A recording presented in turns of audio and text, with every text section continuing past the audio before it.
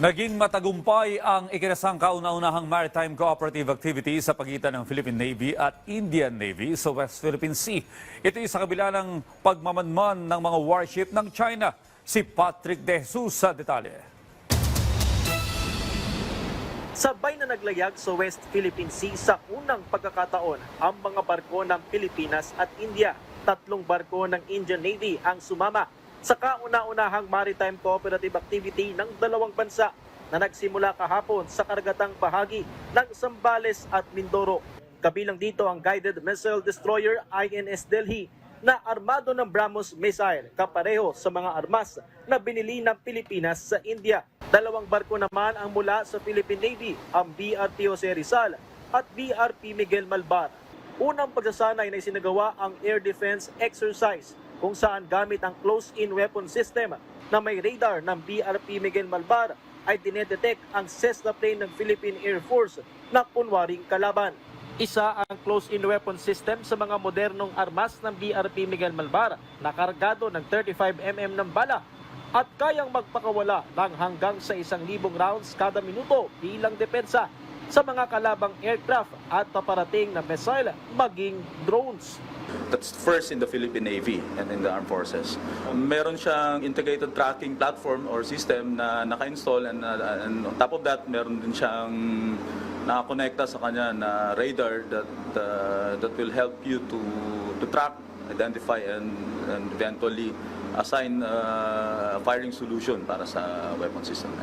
Nagpamalas naman ng iba't ibang formation ang mga barko ng Indian Navy at Philippine Navy sa maneuvering exercise para palakasin ang kanilang interoperability sa karagatan. Kasabay nito ang paglipad ng utility helicopter ng India na bahagi ng MANEX para sa intelligence, surveillance, and reconnaissance o ISR operation. Isinagawa rin ang replenishment at sea exercise. Tampok ang fleet tanker na INS Shakti.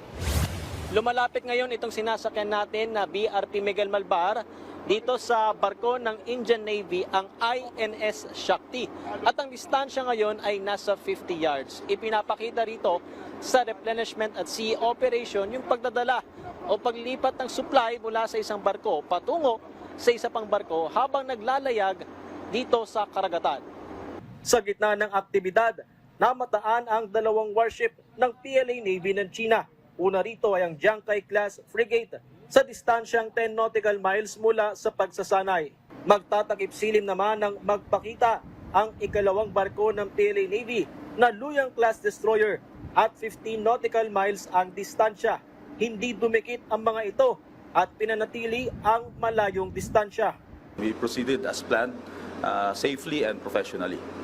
Wala tayong radio challenges, so tinuloy lang natin yung pagtatrack, monitor sa kanila, and we keep an eye on them kung meron silang mga unusual maritime activities na makaka-apekto sa pagkandak natin ng MCA na to with India.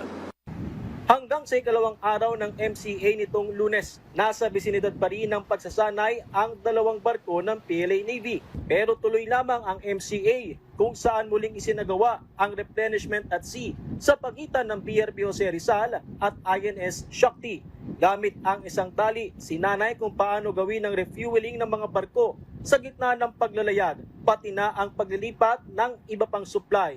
Isa ito sa highlights ng MCA para maging handa ang ating mga barko sa ganitong operasyon sakaling magkaroon na rin ng Philippine Navy ng supply ship.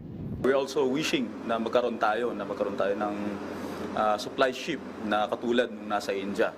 So this is also a good opportunity for us to prolong our naval operations if we have that fueling at sea capability. Nagtapos sa passing exercise ang MCA, sumaludo at nagwagayway ng kamay ang mga tropa ng Navy mula sa mga barkong kalahok sa Pilipinas upang ipaabot ang kanilang pasasalamat sa Indian Navy. Patrick De Jesus para sa Pambansang TV sa Bagong Pilipinas.